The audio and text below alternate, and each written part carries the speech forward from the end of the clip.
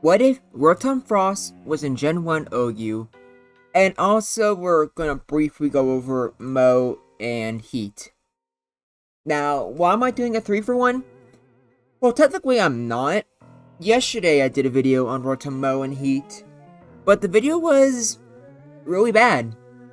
The music was playing, and way more importantly, the video itself was just really boring, and I got a major calc wrong when it came to Rotom Heat. And the reason why it was boring is because I did Rotom Wash a few days ago. I promised I was going to do a mini-series for these guys, which I knew they were all be electric ghosts, so I didn't think that would be a big deal. But the one thing that I didn't know is that outside of their one unique coverage move, everything else is basically the same. The exact same stats, the exact same move pool, and by default, that means the exact same matchup spread for the vast majority of the Pokemon. Which means that for these Rotom forms, there's only really one or two matchups that are truly different. Which kinda sucks. And it really sucked for Heat and Mo because they had the worst signatures by far. Yes, Air Slash with 65 attack is still gonna be better, but we'll talk about Rotom Fan tomorrow. And I'm not even gonna bother doing the regular Rotom. So, this one right here, ROTOM-FROST, the vast majority of the video will be dedicated to them, but I'll go over last minute unique matchups for Heat and Mo.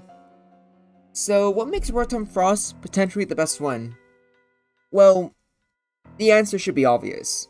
Even if it doesn't have the ice typing, Blizzard is still an incredible coverage move to have. It is 90 accuracy, so unlike an Ungenerations, it's not even a big detriment. So it might be the best one, honestly.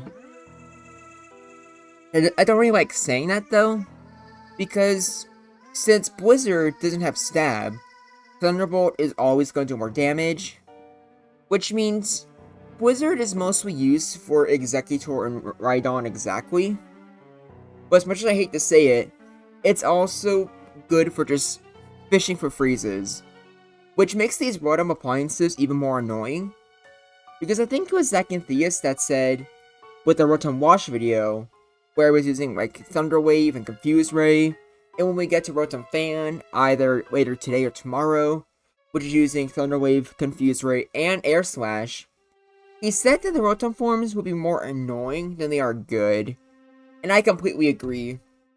I know being a ghost type that's not weak to Psychic sounds very promising, and it is, but keep in mind, 1, you're still weak to ground, and 2, Gengar is more than just a normal immunity.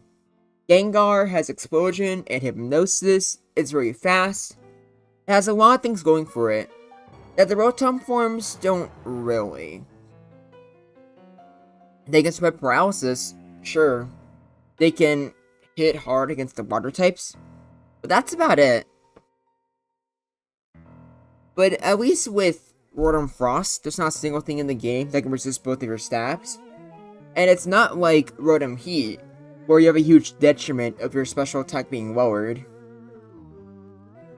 So overall, might be the best one, but there's a huge problem that this guy will just not be able to outcode Rhydon.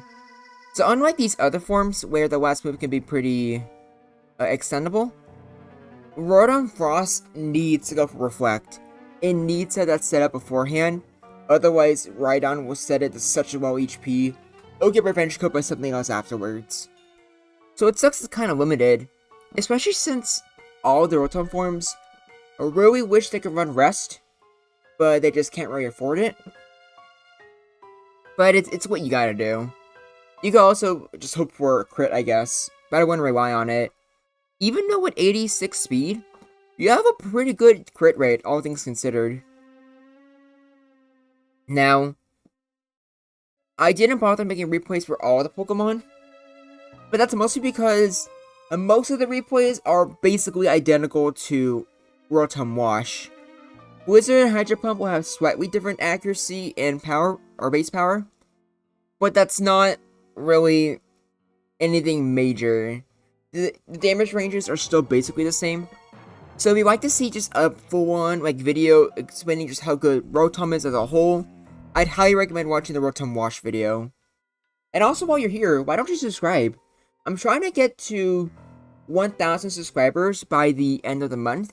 It is currently March 21st, and I think I'm at 971 or 72. But I really do think I can get it there in time, but I need your help. So let's get into the replays, shall we? Starting with the boy himself, Tauros. Now, Tauros is faster than you, so I'm not even sure if going for a Reflect is even good. But I'd rather that than trying to fish for a Freeze.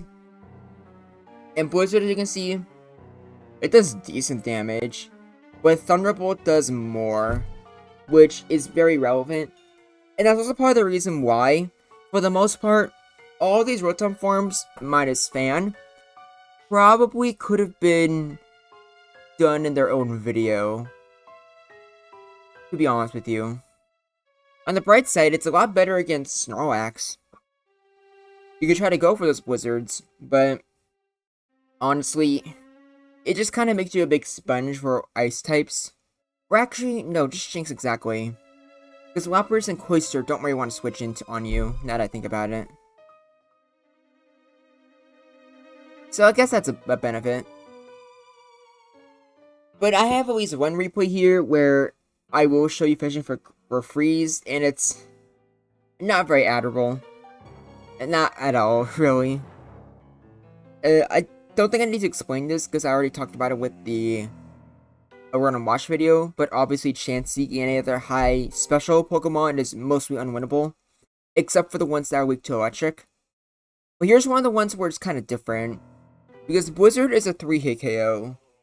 So with Sweep, you probably lose anyways, even if you get a crit. But on the bright side, at least without a crit, you can do pretty good damage to Exeggutor. Also get used to Exeggutor missing Sweet Powder. That's not the last time you're going to see that. Now Jinx. You resist Blizzard. I'm talking about the Jinx, so the ROTOM-FROST has no real ways of hurting you. Outside of Thunderbolt, which does decent damage, you both 3-hit KO each other, but Jinx is faster. So without Lovely Kiss, I guess you can say it's a could go either way. Maybe it was better to paralyze the Jinx there, but I really don't know. And yeah, you're forced to go for Reflect here, and even then, it does a lot of damage to you. You can 2-hit KO right on a return, but you hate it. You absolutely hate it. You do much better than like some of the other forms, and even if you KO it there, you're still probably in a better position than Rotom-Mo, because even though Rotom-Mo can OHKO it, it also lowers its special attack, which doesn't sound too great, if you ask me. Now, here is Heat versus Exeggutor, because this is like one of the only two real relevant changes. And yeah, when you can't OHKO, you're just getting weaker and weaker every time. It's a huge problem, which really sucks. But not as much as missing 4 Sweet Powders in a row. But I know it's a feeling. For any of you who have watched Generation Jumble on my channel, in my tournament, I missed 4 Lovely Kisses in a row with Jinx, and then got fully parried twice in a row at midway afterwards. So that was fun. Now, against Rhydon, it is a little bit less than admirable, I'm gonna say. Because, like, that doesn't really do much to Rhydon. And unlike Fire Blast, Overheat can't even burn. So there's not really any reason to use it. At all, really. But at least the crit did a lot of damage. That's kinda cool. Rotom-Mo is the exact opposite. But between Rotom-Mo and Rotom-Wash, even though Leaf Summer is more accurate, it was your special attack. So I'm heavily leaning towards Rotom-Wash being the much better one. But that is just my opinion. Now, the last replay is just going to be with Slowbro. Technically, this is kind of redundant, since as we've already gone over, not only is Thunderbolt more accurate, doesn't lower your special attack, but it does more damage anyways. So I don't even think it was actually worth doing this, but I figured I'd just show it. Just in case you're wondering just how bad it actually is. But obviously no one would actually do this. You would just go for, what's it called? Thunderbolt. But here's the tier list. The first thing you're going to see on screen is for Rotom-Mo. So I'll just give you a little bit to look at this. Most of it's probably what you would expect. Executor and Unwinnable. This could probably change the great matchups, honestly. Since Thunderbolt will probably do a lot of damage, either way. For Rotom Heat, this gets changed and moved. This goes to Unwinnable. So that's just not good at all. And then for ROTOM-FROST, I'm only now realizing I probably should have gone over Zapdos. But I don't think there's too much to really go over. Actually, no, wait, I think it's pretty self-explanatory. Zapdos, you resist both their stabs, so that's just a great matchup. This probably goes to good. This could go either way. Probably Jinx here too. And yeah, that's the tier list for all 3 Rotom forms. Not going off their base, like I said. So either later today or tomorrow, I'm finding a Global Rotom fan. Which, that one's by far going to be the most interesting one. And I'm even going to make the claim that it might be the best. But that's only because these Rotom forms are just more annoying than they are spectacular in Gen 1 OU. So I think just having one that's going full out on just being annoying, flinching, confusing, etc. That sounds like that's probably going to be the best one. At least in my opinion. But what do you think? Which Rotom form do you think will be the best in Gen 1 OU? Do you think any of them will actually stay in OU? Or do you think most of them, if not all of them, will drop to underuse? Let me know in the comments below. But until next time, this is Groundback, and I look forward to hearing from you.